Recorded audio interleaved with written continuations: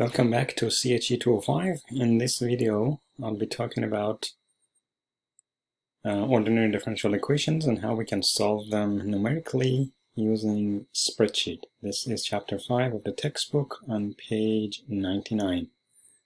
Alright, so we're going to begin with a first order differential equations of this form: dy dt equals some function of y and t. The unknown here is y, and we assume that there is an initial condition, which means the condition at t0 is y0, and the goal is to find the y value for all other time points more than 0. So the goal is actually to find the solution, the y versus time or against time, using spreadsheet calculation. So the first method we're going to look at is called Euler Method, or so-called forward difference. So this is pretty much like what we covered briefly in chapter 4. So here's the discretization. So by discretization I mean how we can solve this numerically, just looking at the values of the function. Okay, so we're going to apply the forward difference to the derivative term on the left side. So instead of dy dt, I'm going to write y at n plus 1 minus yn divided by delta t, which we call it h. Or actually the textbook calls it h. So that is the forward difference version of dy dt. The right side we don't do anything because we do not have any derivative there. The right side is known, so we know the function, we know f as a function of y and t. The goal is to find y as a function of t. Okay, so I hope this is not confusing. Let me just repeat. F as a function of y and t is given. What is not given, an unknown, is y as a function of t. Okay, so the goal is to find y as a function of t. Alright, so we're going to discretize, we're going to split our time interval from 0, let's say the end of the time point, to some subintervals, and let's call those intervals like t1, t2, t3, all the way to tn.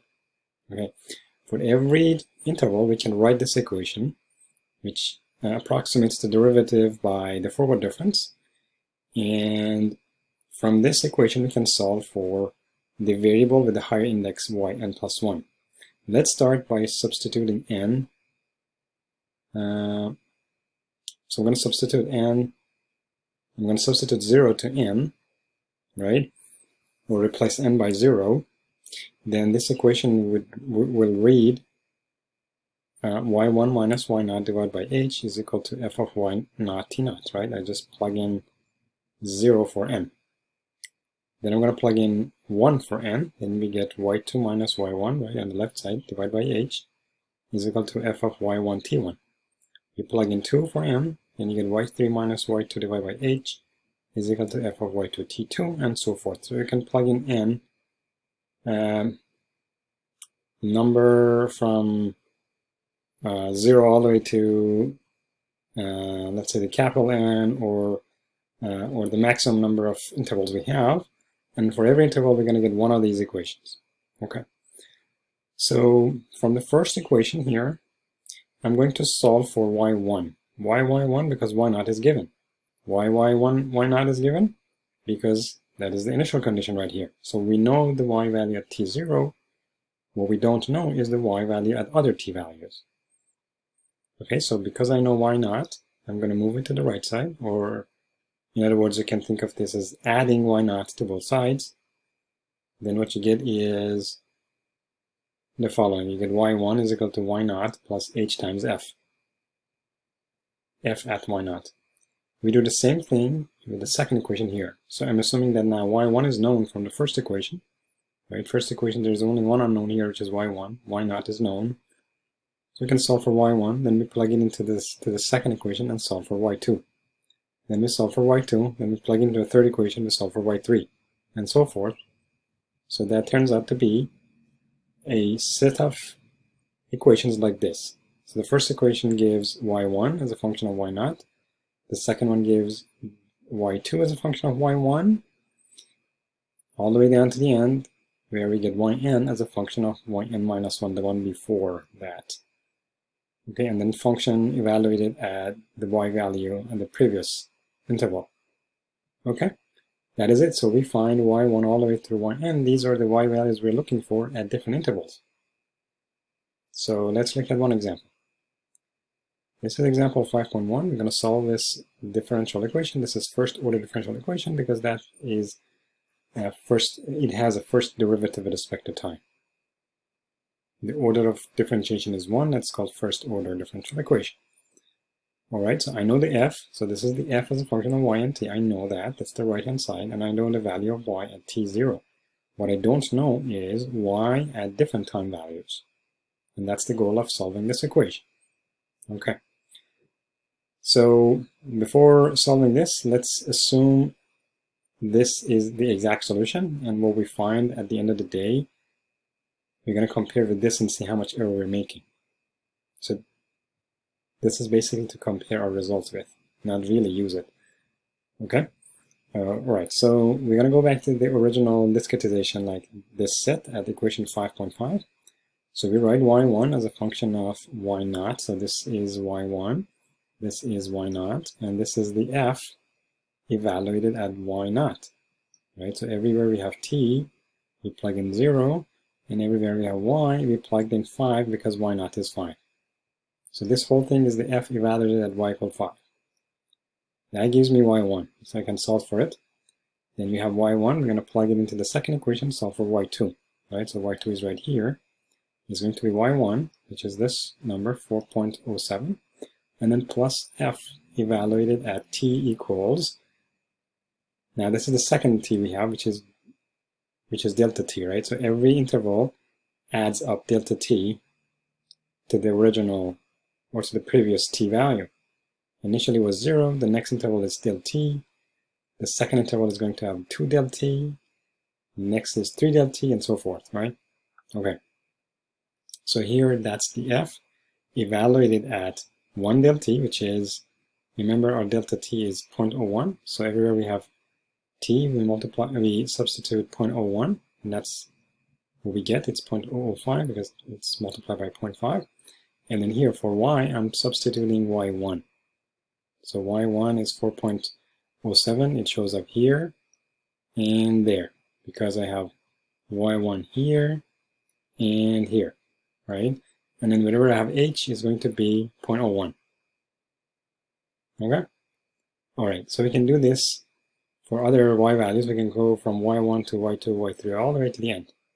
And we can solve for y value corresponding to every time point here. So I'm going to show you the spreadsheet how we can do this in Excel.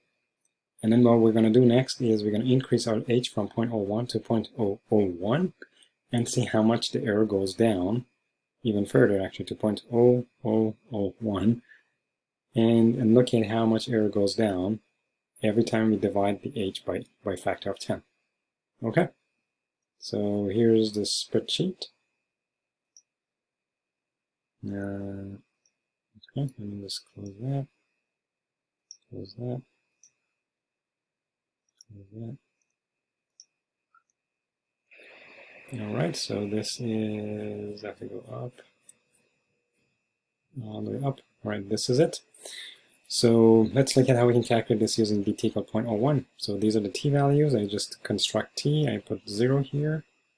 Then the next one is the previous t value plus my delta t. I freeze the letter and numerical indices. You hit enter. You're going to drag this thing down. You get to 0.1. How about y? Well, we don't know y, so let's clear this up for now. And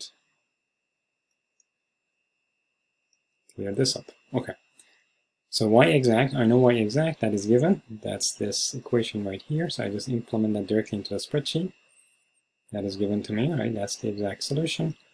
So that's what I have in this column. I think this is no-brainer. The error is going to be the approximation minus the exact divided by exact. So this is, let me call it y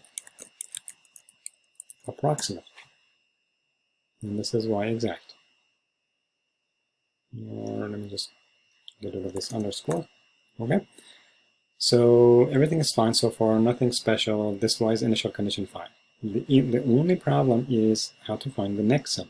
The other cells are dragged down, right? I can easily drag this thing down no problem. The only thing is how to calculate this cell. Okay, this one is, we're using forward difference, so it's going to be the previous y value, which is the blue cell, plus f times h. F and f for the previous cell, so this is the f for previous time point, which is 0. Okay, so it's going to be the purple cell times h, which is dt, right? H according to the text, dt according to this spreadsheet. So this is f times h plus previous y value, b3. That's it. I'm going to hit enter, double click on the lower right corner, it populates it all the way to the end. Highlight this arrow, double click on the lower right corner, it populates all the way down. This is it. So the end result is, so we get the y value, we can plot it. Let me see if I plot that over here. I think I need to really zoom in here. Let's see if I go to 200% and then go down here. Can I select this? This.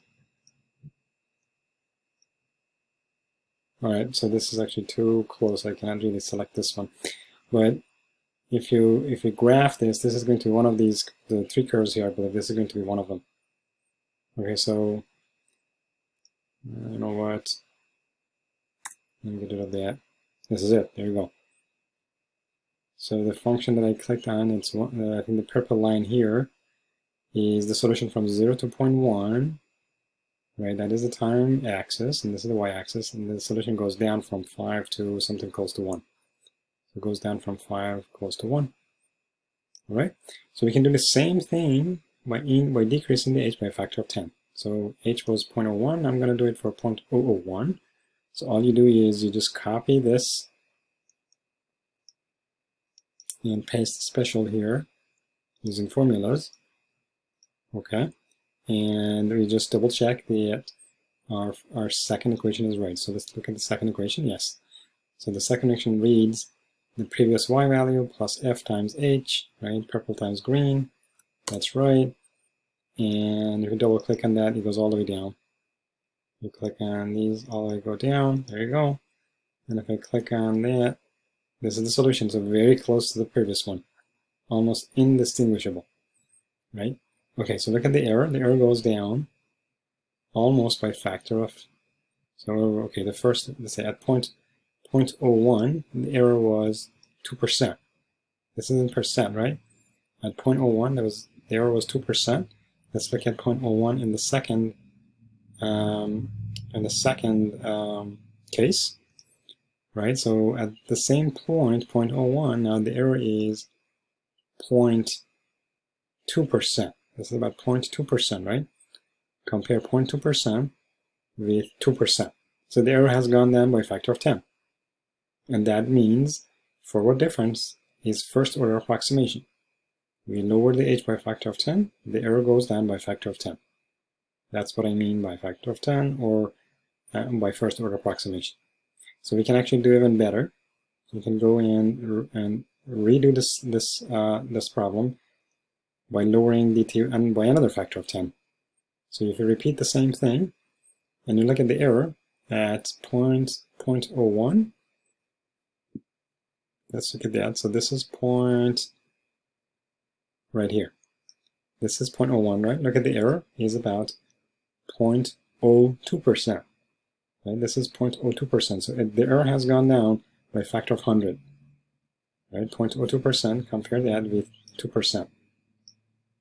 So we lowered the h by a factor of 100, the error has gone down by a factor of 100. Alright, so this was first order Euler method or forward difference to solve first order differential equation. Okay, so in the next video, we're going to look at other methods. Specifically, we're going to look at how the error goes down and show that really that this is a first order by just plotting the error. And then we're going to look at the stability of the method. Okay, so stay tuned and thanks for watching.